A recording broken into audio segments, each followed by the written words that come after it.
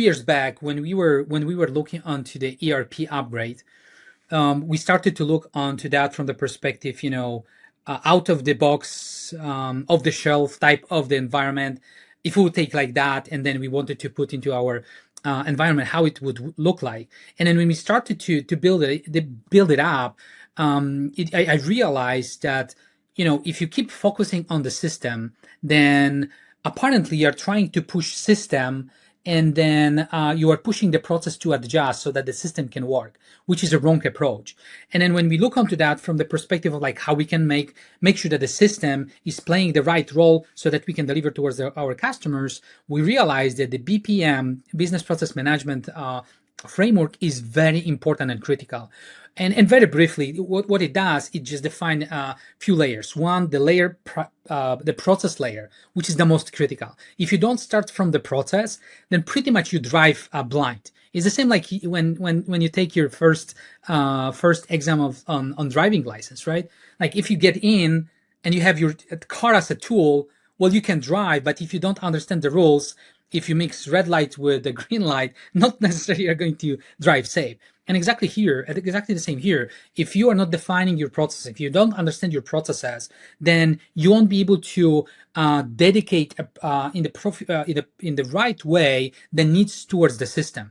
So when you look onto the BPM, you start with the process, then you say like, this is what I need. Those are in and outs, my SIPOC. Then you go to the tools layer and you start to understand, well, is it the right tool? And if not, then should I adjust the tool that I have? Or maybe I should reconsider to changing the tool or application, right? So process level, then you go with the tools, then you go with the KPIs so that you can measure the process executed through the tools and then what you are getting as a performance. And then the last level is data.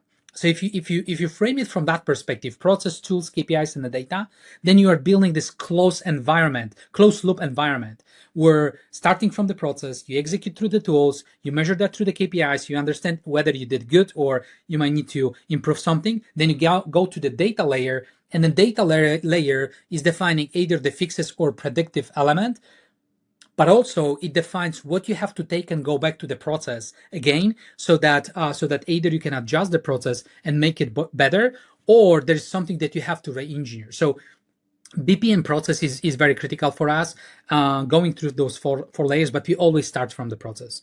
We never start from the tools. There is a lot of, examples. I'm sure like everybody has it. In the past, I was, we were trying to approach some certain problem with a tool. And the only thing that it makes for us is to, to allow you to gain more scars.